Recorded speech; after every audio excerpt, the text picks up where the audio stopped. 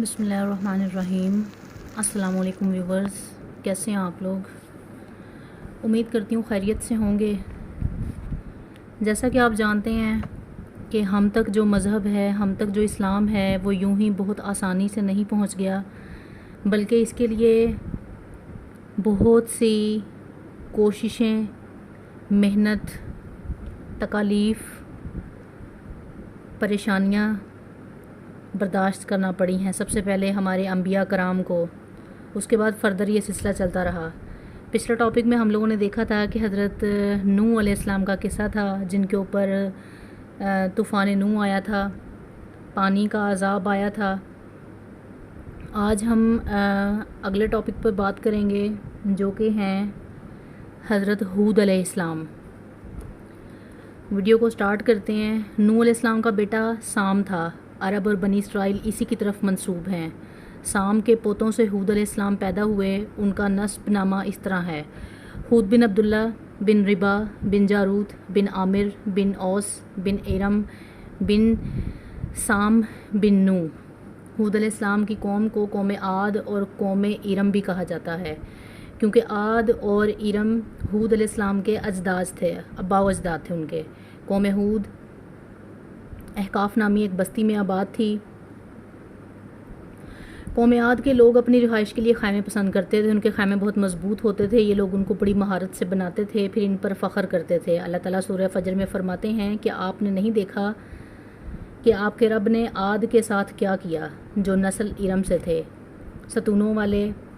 ستونوں والے تھے، جن کی مانند دنیا کی کوئی قوم ممالک بھی پیدا نہیں کر سکتی۔ اللہ تعالیٰ نے ان کی کاریگری اور فن کو ایک مثال دی ہے، کیونکہ وہ ایسے خیموں میں آباد تھے جن کے ستون کافی مضبوط تھے، طاقتور تھے۔ یہ نرم زمین میں خیمے بناتے تھے، اس کے ساتھ پہاڑوں میں بھی بناتے تھے۔ حالانکہ رہائش کے لیے زمین پر بھی خیمے موجود تھے، گویا بیکار دولت اور وقت برباد کرتے تھے، پھر اس پر فخر کرتے تھے۔ شہروں میں جو راستے اور سڑکیں تھیں وہ بہت چوڑی تھیں، ان جیسے طویل اور قوی لوگ بعد میں پیدا نہیں ہوئے۔ طوفان نوح کے بعد ایک دفعہ پھر جب لوگوں کو پیدا کیا گیا تو وہ ان بستیوں میں رہنے چلے گئے جہاں نوح علیہ السلام رہا کرتے تھے۔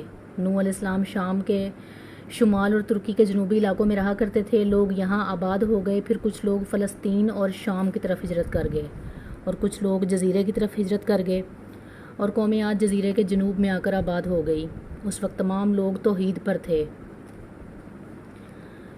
طوفان کے ساتھ جب زمین پامال ہو گئی تو اس پر سوائے نوح علیہ السلام کی اولاد کے اور کوئی زندہ نہ رہا۔ یہ لوگ توحید پرست تھے، لیکن وقت کے ساتھ قوم عاد آباد ہوئی اور شیطان نے ان کے دلوں میں وسوسہ ڈال دیا۔ اس طرح وہ شیطان کی عبادت کرنے لگے۔ جیسا کہ ہم جانتے ہیں شیطان ازل سے ہے، اور اس نے اللہ تعالیٰ سے وعدہ لیا ہوا ہے کہ مجھے قیامت تک مہلت دے، میں زندہ رہوں اور لوگوں کو گمراہ کرتا رہوں۔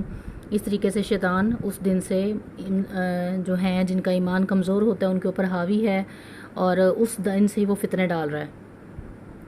وہ لوگ بھی اس میں مبتلا ہو گئے، شیطان کی عبادت کرنے لگے۔ چنانچہ نوح علیہ السلام کے بعد جس قوم نے سب سے پہلے بت پرستی اختیار کی وہ بھی قوم عاد تھی۔ اس قوم کو اللہ تعالیٰ نے بہت ڈیل ڈول دیا تھا، وہ بہت طاقتور قوم تھی۔ مفسرین بیان کرتے ہیں کہ ان کے جسم بہت مضبوط اور ٹھوس تھے، قد بہت لمبے تھے۔ حضرت آدم علیہ السلام کا قد 60 گز لمبا تھا، تو ان کی قوم کے قد بھی ایسے ہی تھے۔ ہود علیہ السلام ان کو واز کرتے تھے: اے میری قوم، ہود علیہ السلام ان کو بار بار تبلیغ کی طرف بلا رہے ہیں، اللہ تعالیٰ کے احکامات کے ذریعے سے، اپنی واز کے ذریعے سے، لیکن وہ قوم بے سود رہا ان کو واز کرنا۔ اے میری قوم، اللہ نے تم کو بڑی قوت سے نوازا ہے، تمہاری طاقت کا عالم یہ ہے کہ جب تم کسی پر ہاتھ ڈالتے ہو تو ظلم کرتے ہو، کوئی شخص تمہارے سامنے آنا گوارا نہیں کرتا۔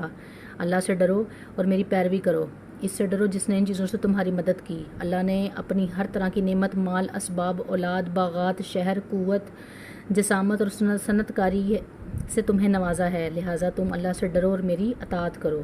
سورہ اعراف کے ذریعے بھی ان کو دعوت تبلیغ دی گئی۔ اللہ تعالیٰ فرماتے ہیں: اور تم وہ حالت یاد کرو جب اللہ نے تمہیں قوم نوح کے بعد جانشین بنایا اور ڈیل ڈول میں تمہیں زیادہ پھیلاؤ دیا، سو تم اللہ کی نعمتوں کو زیادہ یاد کرو تاکہ تم فلاح پا جاؤ۔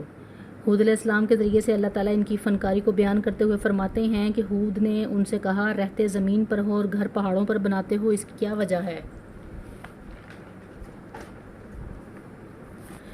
اور تم اتنے مضبوط محل تعمیر کر رہے ہو، گویا ہمیشہ رہو گے یہاں پہ، اور ان کا مقصد اور ان کا مقصد وہاں رہنا نہیں تھا بلکہ بس کھیل کود کے لیے ایسا کرتے تھے۔ ہود نے ان کو جھنجھوڑا کہ تم ایسا کام کیوں کرتے ہو جس کا کوئی مقصد ہی نہیں، لیکن وہ حد سے تجاوز کر گئے، ابلیس کے نقش قدم پر چلنے لگے، لیکن ان کی قوم کو کوئی اثر نہ ہوا، الٹا تکبر کرنے لگے، اللہ کی حمد کے بجائے اس کی ناشکری کرنے لگے۔ اور تکبر کے بارے میں یہ بات ہے کہ جب سے ابلیس نے اس کو اختیار کیا یہ اس وقت سے آزمائش بن چکا ہے۔ اللہ تعالیٰ نے سورہ حامیم السجدہ میں فرماتے ہیں، پس قوم عاد نے تو بے وجہ زمین میں سرکشی شروع کر دی اور کہنے لگے ہم سے زور آور کون ہے؟ کیا انہیں یہ نظر نہیں آتا کہ جس اللہ نے انہیں پیدا کیا ہے وہ ان سے بھی زیادہ زور آور ہے؟ جب یہ لوگ اپنی سرکشی اور کفر میں حد سے بڑھ گئے تب اللہ تعالیٰ نے ہود علیہ السلام کو ان کی طرف بھیجا۔ انہوں نے اللہ کی طرف انہیں بلایا اور کہا، اے میری قوم، اللہ کی عبادت کرو، اس کے سوا تمہارا کوئی معبود نہیں، کیا تم ڈرتے نہیں؟ قوم کے کافر سردار کہنے لگے، ہم تو دیکھتے ہیں کہ تو بے وقوفی میں ہے، ہمارے خیال میں تو جھوٹا ہے۔ اس پر ہود علیہ السلام فرماتے ہیں، اے میری قوم، میں بے وقوف نہیں ہوں، میں تو تمام جہانوں کے پروردگار کی طرف سے بھیجا گیا ہوں، تمہیں اپنے رب کے پیغامات پہنچا رہا ہوں اور تمہارے لیے دل سے خیر خواہ اور امانت دار ہوں۔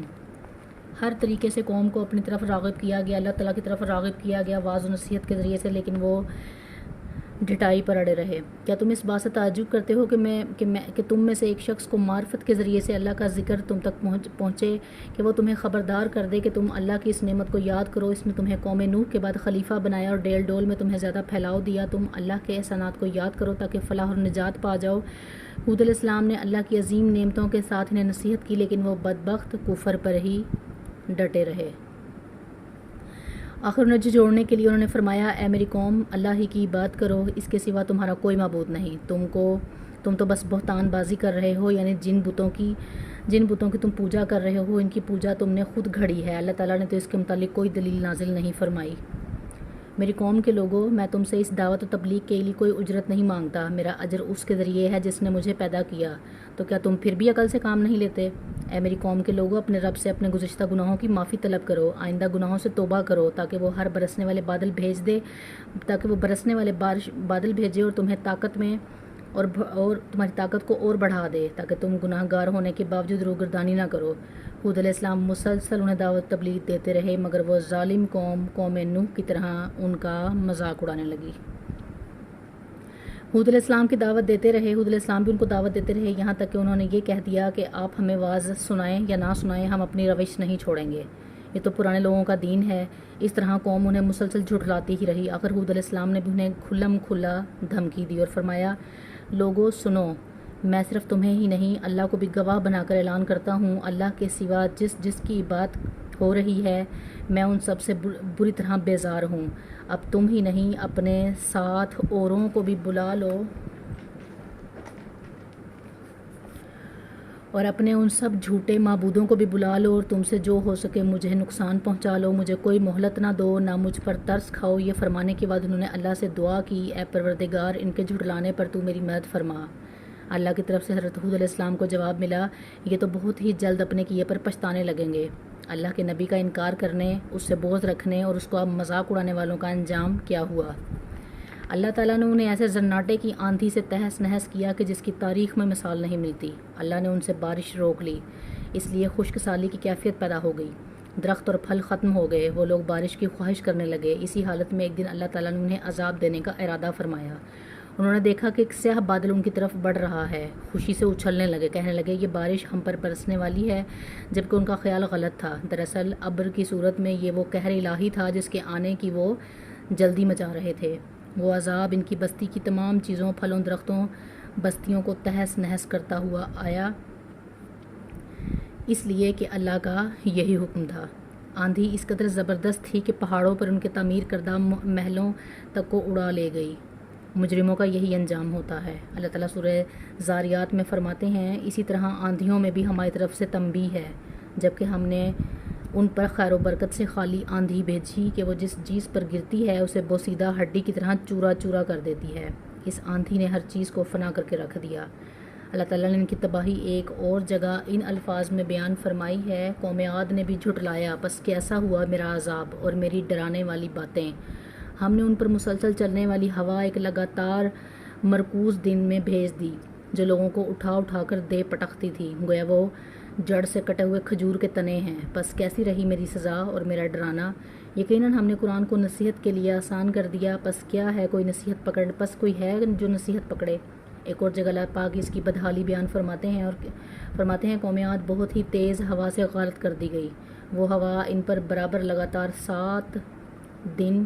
7 رات اور 8 دن تک اللہ کے حکم سے چلتی رہی۔ آپ وہاں ہوتے تو دیکھتے کہ وہاں لوگ یوں چاروں شانوں چت گرے پڑے ہیں جیسے وہ کھجوروں کے کھوکھلے تنے ہوں۔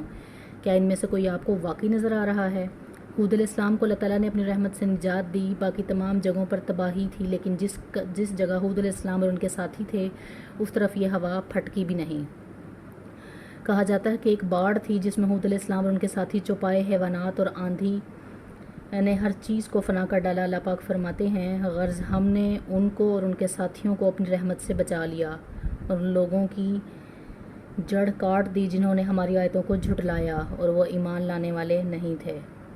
یہ تھے قوم عاد کے لوگ جنہوں نے اپنے رب کی آیتوں کا انکار کیا اور اس کے رسولوں کی نافرمانی کی۔ دنیا میں بھی ان پر لعنت لگا دی گئی اور آخرت میں بھی ان کو تباہ کر دیا گیا۔ مومنین بعد میں جا کر ان کے گھروں میں آباد ہو گئے اور کچھ عرصے بعد حضرت حود علیہ السلام حضرہ موت ایک جگہ کا نام ہے، وہاں ان کو دفن کر دیا گیا۔ یہ تھا حضرت حود علیہ السلام اور ان کی سرکش نافرمان قوم کا قصہ۔ امید ہے آپ کو پسند آیا ہوگا۔ اللہ تعالیٰ ان پر اپنی ڈھیروں رحمت نازل فرمائے اور ہمیں دعاؤں میں یاد رکھیے گا۔ اللہ حافظ۔